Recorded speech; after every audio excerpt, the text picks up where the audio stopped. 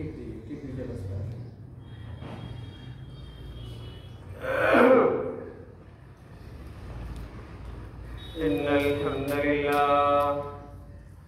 इन्नल हम्दलिल्लाह नहमदुहु व नस्तईनुहु व नस्तगफिरुह व नऊज़ु बिल्लाहि मिन शुरूरि अनफुसिना व मिन सय्यिआति अमालिना मन यहदिहिल्लाहु फला मुदिल्ल लहु व मन युद्लिल्हु फला हादिय लहु व अशहदु अन ला इलाहा इल्लल्लाह वहदहु ला शरीका लहु व अशहदु अन्न मुहम्मदन अब्दुहु व रसूलुहु अम्मा बअद फ़इन्न खैरल हदीसी किताबुल्लाह व खैरल हदी हदी मुहम्मद सल्लल्लाहु अलैहि वसल्लम व क़ाल तआला फ़िल क़ुरआनिल करीम अऊज़ु बिल्लाहि मिनश शैतानिर रजीम या अय्युहल्लज़ीना आमनु तक़ुल्लाह हक़्क़ तुक़ातिहि व ला तमूतुन्न इल्ला व अंतुम मुस्लिमून या अय्युहन्नासु इत्तक़ू रब्बकुमुल्लज़ी ख़लक़कुम मिन नफ़्सिन वाहिदा व ख़लक़ मिन्हा ज़ौजहा व बस्स मिन्हुमा रिजालन कसीरन व निसाअ वत्तक़ुल्लाह अल्लज़ी तसाअलून बिही वल अर्हाम इन्नल्लाह कान अलैकुम रक़ीबा या अय्युहल्लज़ीना आमनु इत्तक़ुल्लाह व क़ूलू क़ौलन सदीदा युस्लिह लकुम अअमालकुम व यग़फिर लकुम ज़ुनूबकुम व मन युति'िल्लाह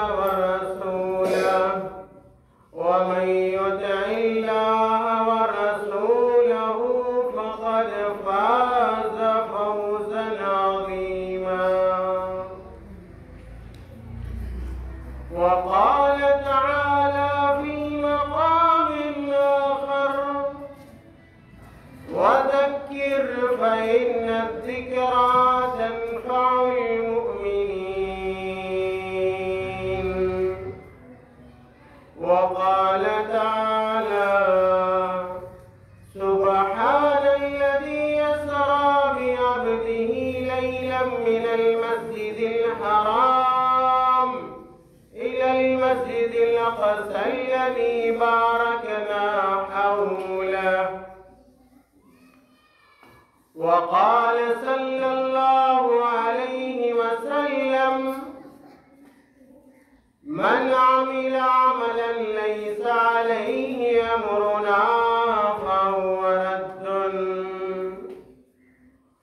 व क़ाल सल्लल्लाहु अलैहि वसल्लम कुल्लु बिदअतिन ज़लालह व कुल्लु ज़लालतिन फ़िन्नार।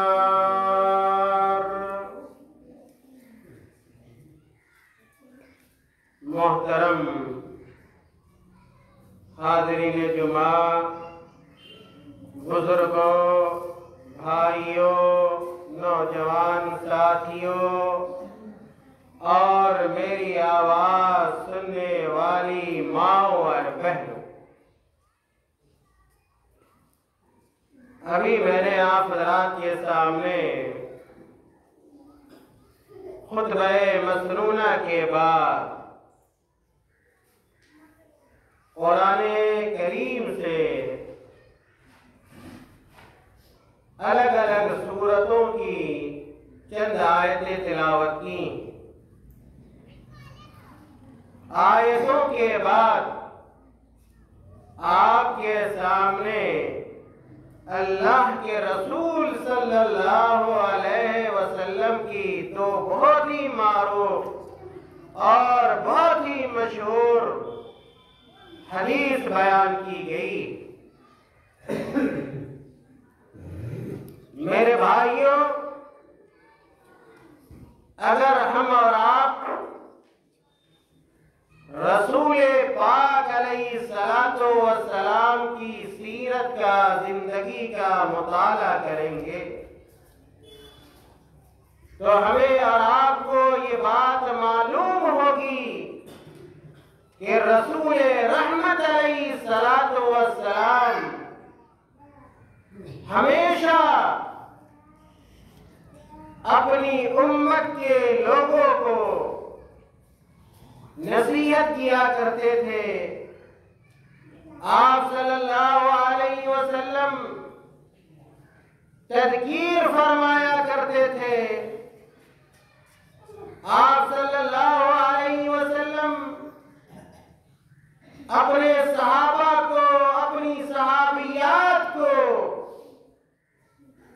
अपनी सारी उम्मत को खैर की बातें बतलाया करते थे, मारूफ का हुक्म देते थे और मुनकर से मना किया करते थे।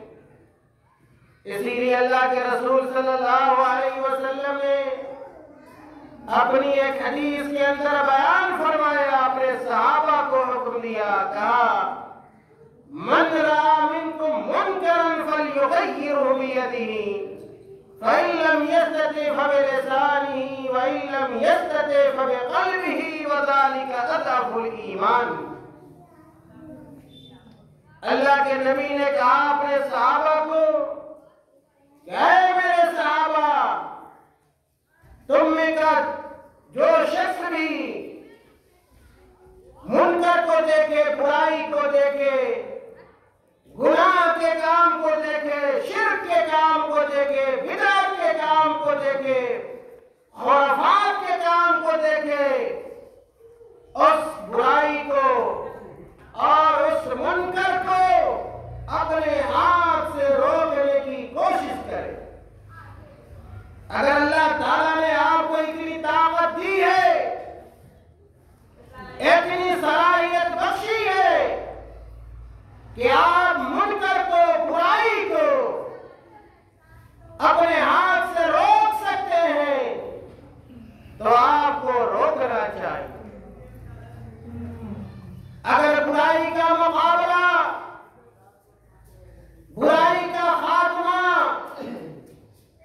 बुराई को रोक आप अपने हाथ से नहीं सकते, तो अल्लाह ताला ने आपको यह हुक्म दिया है कि उस बुराई के खिलाफ अपनी ज़बान को खोलें, बुराई होती रहे आपके सामने में, कुरान और हदीस की मुखालफत की जाती रहे,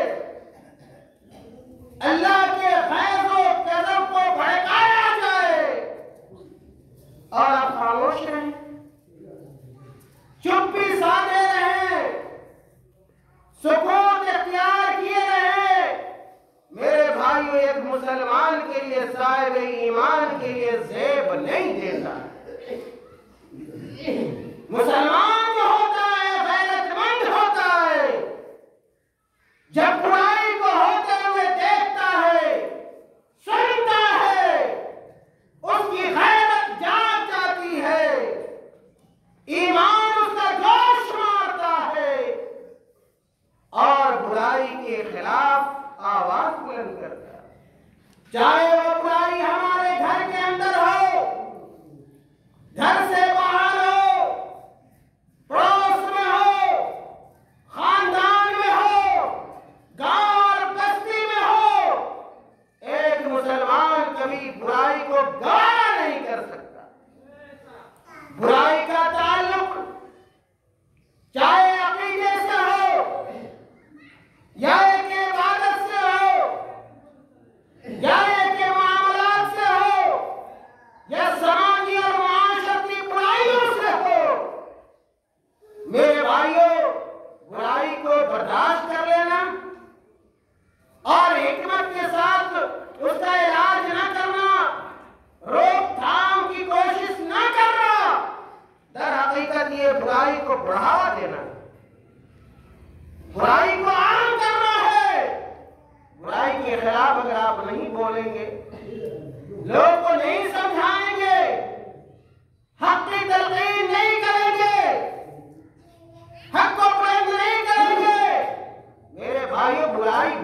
जाएगी, छोटी सी बुराई बड़ी हो जाएगी।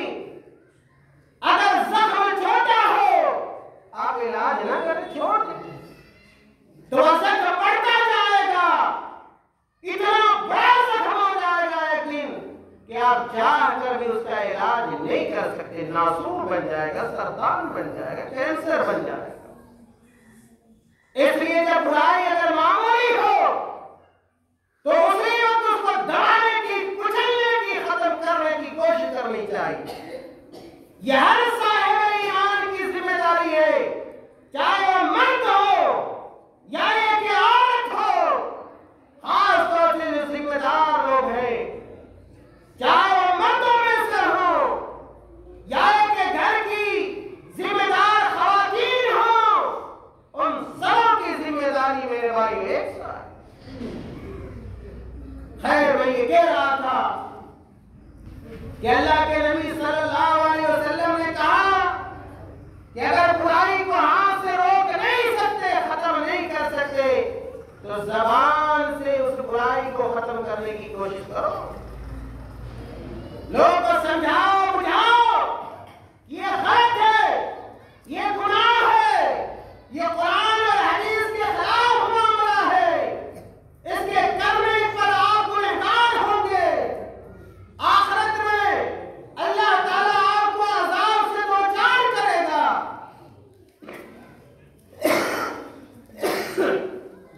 और अगर हाथ से और जबान से रोकने की सलाहियत नहीं है, ताकत नहीं है, आप बहुत ही कमजोर हैं, बुराई करने वाला बड़ा ताकतवर है, तो ऐसी सूरत में कम से कम ये जिम्मेदारी हमारे और आपके ऊपर है कि उस बुराई को हम अपने दिल में बुरा समझें, उससे नफरत करें, उस ऐसे लोग के करीब न जाएं। मेरे भाइयों, अल्लाह के नबी अल्लाह ताला ने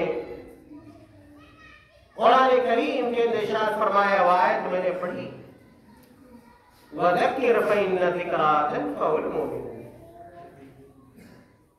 अल्लाह ताला ने अपने नबी को कहा, ऐ हमारे नबी, आप लोगों को नसीहत की, आप लोगों को समझाइए, लोगों को बतलाइए। आपके समझाने और आपके बतलाने, आपकी नसीहत का लोगों को फायदा होगा।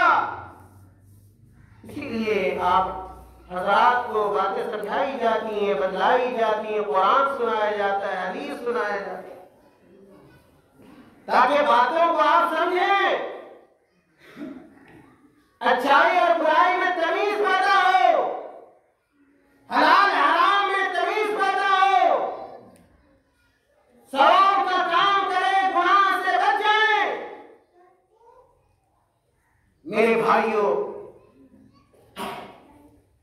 अच्छी बातों में से एक बहुत ही अहम बात यह है कि कुरान और हदीस में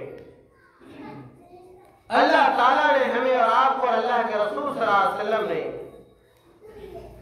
सुन्नत को इख्तियार करने का हुक्म दिया है। सुन्नत का मतलब क्या है? सुन्नत का मतलब यह है कि अल्लाह के नबी सल्लल्लाहु अलैहि वसल्लम के तौर तरीके को इख्तियार किया जाए। अल्लाह के नबी ने एक हदीस के अंदर बयान फरमाया, अलैकुम बिसुन्नती व सुन्नतिल खुलफाए राशिदीन अल महदीन। अल्लाह के नबी ने कहा, मेरे सहाबा सुनो, अलैकुम बिसुन्नती, तुम लोगों पर हमारी सुन्नत है, यानी तुम लोग हमारी सुन्नत को लाजिम पकड़ो, हमारे तौर तरीके को इख्तियार करो। तुम्हारी जो जिंदगी गुजरनी चाहिए हमारे तौर तरीके के मुताबिक गुजरनी चाहिए। और इसके बाद अल्लाह के नबी ने कहा कि खुलफाए राशिदीन अबू बकर, उमर, उस्मान, अली के तौर तरीके को इख्तियार करो, इसलिए कि ये लोग खुलफाए अरबा, खुलफाए राशिदीन और आम सहाबाए किराम ये हिदायत के रास्ते पे थे, सुन्नत के रास्ते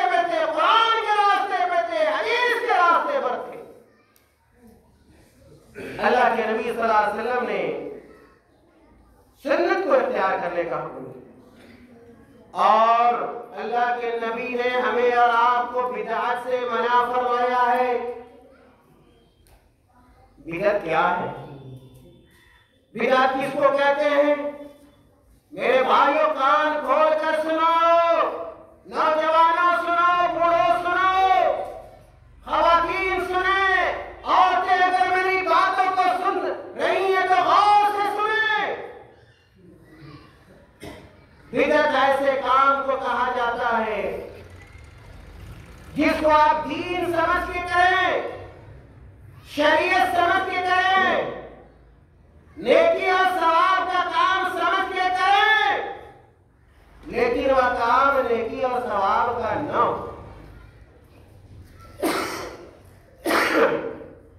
जिस काम को आप सवाब का काम समझे, उससे मुतालिक न कुरान की आयत हो और न अल्लाह के रसूल की हदीस हो। सवाब का काम वही, याद रखिए, सवाब का काम वही है जिसको अल्लाह ताला ने सवाब का काम करार दिया हो। सवाब का काम वही है जिसको अल्लाह के रसूल ने सवाब का काम करार दिया। हम अपनी तबीयत से, हम अपनी मर्जी से किसी काम को सवाब वाला काम समझ लें, नेकी का काम समझ ले, जन्नत में जाने वाला काम समझ ले। मेरे भाइयों, हमारे समझने से वह काम नेकी का काम नहीं हो सकता है जब तक कि उसकी तारीफ कुरान से न हो और अल्लाह के रसूल की हदीस से न हो। मेरे भाइयों, खुलासा ये हुआ कि बिदअत ऐसे काम को कहते हैं जिसको हम सवाब समझ के तो करते हो, लेकिन अल्लाह ताला ने उसको सवाब वाला काम न कहा हो, अल्लाह के रसूल ने उसको सवाब वाला काम न कहा हो। ऐसे काम को बिदअत कहा जाता है। अगर कोई आदमी ऐसा बिदअत वाला काम करता है, उसका अंजाम क्या होगा? उसका ठिकाना क्या होगा? उसकी सजा क्या होने वाली है? अल्लाह के नबी सल्लल्लाहु अलैहि वसल्लम ने कहा अपनी हदीस में, उस हदीस को मैंने पढ़ा है। अल्लाह के नबी ने कहा, कुल्लु बिदअतिन दलाला, कुल्लु बिदअतिन दलाला। ऐ मेरे सहाबा सुनो, ऐ मेरी उम्मत के लोगों सुनो, कुल्लु बिदअतिन दलाला, हर बिदअत गुमराही है, व कुल्लु दलालतिन फिन्नार, और हर गुमराही आदमी को जहन्नम में ले जाने वाली है। क्या पता चला? पता ये चला कि अगर हम और आप बिदअत में गिरफ्तार हैं, मुलव्विस हैं, बिदअत का काम कर रहे हैं, तो हम गुमराही के रास्ते पर खड़े हुए हैं, हम जहन्नम के रास्ते पे चल रहे हैं। अपने आप को इससे बचाना जरूरी है। एक और हदीस सुनिए, अल्लाह के नबी ने फरमाया, मन आमिल अमलन लैसा अलैहि अमरुना फहुव रद्दुन, मन आमिल अमलन लैसा अलैहि अमरुना फहुव रद्दुन। अल्लाह के नबी कह रहे हैं, जिससे हम और आप मोहब्बत करते हैं, अल्लाह के रसूल की मोहब्बत का तकाज़ा है कि हम सुन्नत को अख्तियार करें, अल्लाह के नबी के तौर तरीके को अख्तियार करें और बिदअत से बचें, खुद बचें, अपने बाल बच्चों को बचाएं, अपनी बीवियों को बचाएं, घर के दीगर अफराद को बचाएं। अल्लाह के नबी ने कहा, मन अमिल अमलन लैसा अलैहि अमरुना फहुव रद्दुन। जो शख्स ऐसा काम करता है जिस काम से मुतालिक हमने हुक्म नहीं दिया है, हमारी हदीस मौजूद नहीं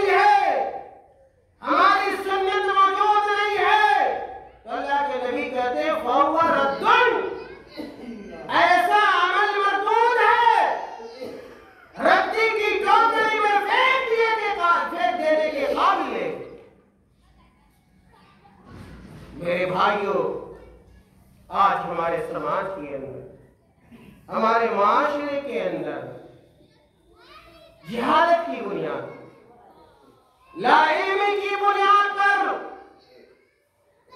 बहुत सारे ऐसे अमाल अंजाम दिए जाते हैं।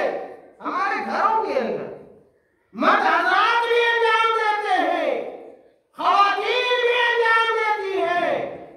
और याद रखिए, मर्दों से ज्यादा शिरकियात, शिरके का, और मर्दों से ज्यादा बिदअत के अमाल आज ख़वातीन के अंदर मौजूद है। और ख़वातीन बड़े शौक से उन्हें अंजाम देती हैं। ये समझती है ये तो नमाज है, क्या नमाज भी गुनाह का सबब बन सकती है? हाँ, अगर आप 5 वक्तों के अलावा अगर 6 वक्तों की नमाज पढ़ लें, आपको सवाब होगा या गुनाह होगा? नमाज है, लेकिन आपने अल्लाह के हुक्म की नाफरमानी की, आपने अल्लाह के रसूल सल्लल्लाहु अलैहि वसल्लम की सुन्नत की मुखालफत की है, इसलिए आप गुनहगार होंगे। कोई आदमी कहे कि मौसम बड़ा अच्छा है, आज ऐसा करते हैं कि जुमा की नमाज बजाय 2 रकत पढ़ने के 4 रकत पढ़ लेते हैं। नमाज ही तो है, क्या होगा? 2 रकत का और सवाब मिल जाएगा। मेरे भाइयों, क्या हमारे लिए दुरुस्त होगा शरीय एतबार से? अगर ये नमाज है, लेकिन इबादत में हम अल्लाह ताला के हुक्म के और अल्लाह के रसूल सल्लल्लाहु अलैहि वसल्लम के हुक्म के पाबंद हैं, हम उसकी जर्रा बराबर भी मुखालफत नहीं कर सकते और उस तरीके से हट नहीं सकते। कोई आदमी ये कहे रोजा रखना बड़ा अच्छा काम है, तो हम ऐसा करते हैं, रमजान का रोजा 29 ना रखकर, 30 ना रखकर हम किसी महीने में 40 दिन का रोजा रखते हैं। रोजा रखना तो सवाब का काम, क्या ऐसा जायज होगा? मेरे भाइयों, जायज नहीं हो सकता। कोई नहीं कह सकता कि जायज हो। क्यों जायज नहीं? हालांकि रोजा, इसलिए जायज नहीं होता कि आप अल्लाह के हुक्म की मुखालफत कर रहे हैं। अल्लाह ताला ने 30 दिन का रोजा फर्ज करार दिया है और आप 40 दिन का रोजा रख रहे हैं। अल्लाह ताला ने 5 वक्तों का नमाज फर्ज करार दिया है, आप 6 वक्त पढ़ने लग रहे हैं। गोया अल्लाह ताला के हुक्मों की आप मुखालफत कर रहे हैं, तो आप बजाय सवाब के मुस्तहिक होने के आप गुनाह के मुस्तहिक करार पाए। मेरे भाइयों, रजब का महीना चल रहा है, ये 8वां महीना होता है, अरबी कैलेंडर का 8वां महीना, रजब का महीना। इसके बाद शाबान का महीना होगा, उसके बाद रमजान का महीना होगा, रमजान का महीना होगा। मेरे भाइयों, अल्लाह के नबी की हदीस को अगर पढ़िएगा तो आपको पता चलेगा कि अल्लाह के नबी रमजान के बाद, अल्लाह के नबी रमजान के बाद अगर किसी महीने में सबसे ज्यादा नफली रोजा रखा करते थे तो कौन सा महीना था? शाबान का महीना। इस महीने के बाद आने वाला महीना है शाबान का महीना। अल्लाह के नबी के नफली रोजे का महीना हुआ करता था। सहाबियात भी, उम्महातुल मोमिनीन भी, अज़वाजे मुतहहरात भी सबसे ज्यादा नफली रोजा शाबान में रखा करती थी। मेरे भाइयों, नफली रोजा अगर कोई आदमी रखने का शौकीन है, रखना चाहिए। इंसान के दर्जात बुलंद होते हैं। अगर नफली रोजा आप रखना चाहते हैं तो अल्लाह के नबी ने कहा हफ्ते में 2 दिन का रोजा रखा जाए। हर सोमवार का रोजा रखिए, हर जुमेरात का रोजा रखिए। ये मसनून है, सुन्नत है, ये सही है, आपको अजर और सवाब मिलेगा। अगर आप नफली रोजा रखना चाहते हैं, हर महीने में अय्याम 20 के रोजे रखें, चांद की 13वीं, 14वीं और 15वीं तारीख को रोजा रखें। इसका अजर है, सवाब है। मर्दों को भी और औरतों को भी इन नफली रोजों का एहतमाम करना चाहिए। लेकिन हम और आप अपनी तरफ से रोजा बना ले, अपनी तरफ से नमाज बना ले।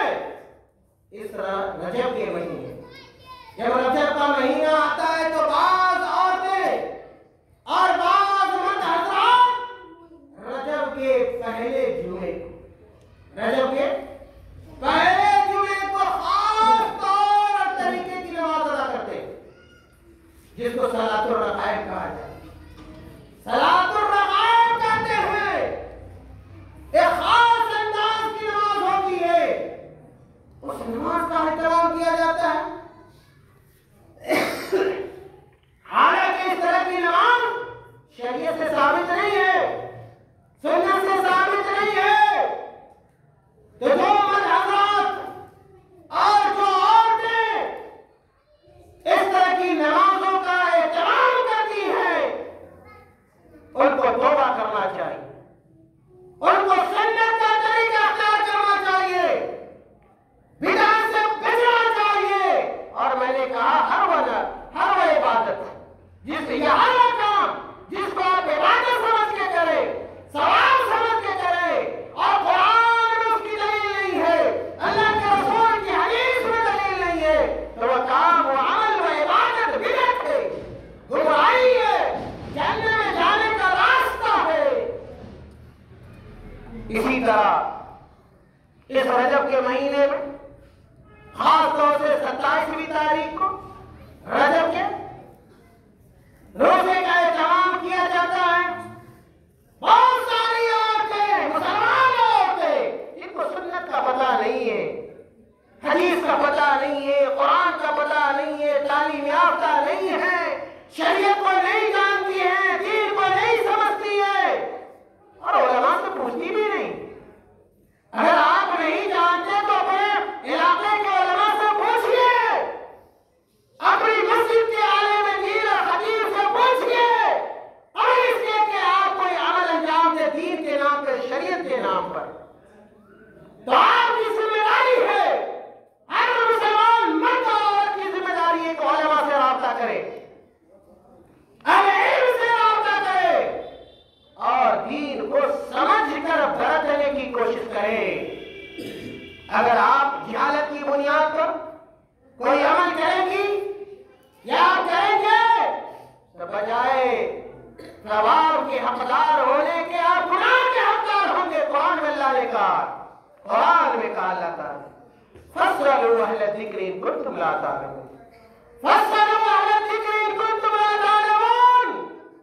रजब के महीने में रोजा रखने वाली औरतें और मर्द हज़रात और सलातुल रग़ाइब पढ़ने वाले मर्द और औरतें सुनो, फस्अलू अहल ज़िक्र इन कुंतुम ला तालमून, कि अगर ऐसे रोजे की बिदअत के बारे में तुम्हें नहीं मालूम है और ऐसी खास नमाज की बिदअत के बारे में तुम्हें नहीं मालूम है, उलमा से पूछो, इल्म से पूछो, जाओ कुरान से पूछ लेना, जाओ अल्लाह के रसूल की हदीसों से पूछ लेना। दीन कुरान है, दीन अल्लाह के रसूल की हदीस है। दीन वो नहीं है जो हम समझते हैं, हम सोचते हैं, हमारी तबीयत और मर्जी का नाम दीन नहीं है, शरीयत नहीं है। शरीयत कुरान है, शरीयत अल्लाह के रसूल की हदीस है। और इसके खिलाफ जो चीजें भी हैं वह बिदअत है, वह गुमराही है, जिससे बचने की ताकीद रसूलुल्लाह सल्लल्लाहु अलैहि वसल्लम ने की। मेरे भाइयों, जुमा का वक्त खत्म हो गया। मेरी बातों का खुलासा ये है कि हम जहां भी रहें, दीन के पैगाम पर बन के रहें, खुद सही दीन पर अमल करने की कोशिश करें, कुरान को अपनी जिंदगी के अंदर दाखिल करें, अल्लाह के रसूल की सुन्नत को अपनी जिंदगी के अंदर दाखिल करें, और इस बात की कोशिश करें कि हमारा एक एक अमल कुरान और हदीस का आईनादार हो, कुरान और हदीस के मुताबिक हो, और हम हर हाल हाल में जहां भी रहें, चाहे मर्द हो या औरतें हो, हम शिर्क से बचें। जो शिर्क सबसे बड़ा गुनाह है, जुल्म है, और हम अपने आप को बिदअत से बचाएं, इसलिए कि बिदअत गुमराही है और गुमराही से इंसान जहन्नम में पहुंच जाता है। खास तौर से रजब के जो बिदअत है, रजब की जो बिदअत है, गुमराहियां है, खास तरीके की नमाज और खास दिन का जो रोजा रखा जाता है, ये बिदअत है। इससे बचना, बचाना और इसकी तरकीब करना आप लोगों को बहुत ही जरूरी है। अल्लाह ताला हम तमाम लोगों को जब तक इस दुनिया के अंदर जिंदा रखे, कुरान और हदीस पर अमल करने की तौफीक अता फरमाए। अल्लाह ताला हमें और आपको अपने रसूल और नबी की सुन्नत बनाने की तौफीक अता फरमाए, और अल्लाह ताला हमें हर किस्म के शिर्क के काम से, बिदअत के काम से, खुराफात और वाहियात के काम से अल्लाह ताला हम तमाम लोगों की हिफाजत फरमा दे। अल्लाह ताला हम तमाम लोगों की गलतियों को माफ फरमा दे। अल्लाह ताला तो हम तमाम लोगों के गुनाह, छोटे बड़े गुनाहों को माफ फरमा दे। जब तक इस जिंदा रखे, इस्लाम पर कायम व दायम रखे, और जब हम इस दुनिया से जाएं तो हमारी जबान से निकलने वाला आखिरी कलमा ला इलाहा इल्लल्लाह मुहम्मदुर रसूलुल्लाह व आखिरु दावाना अनिल हम्दुलिल्लाहि रब्बिल आलमीन।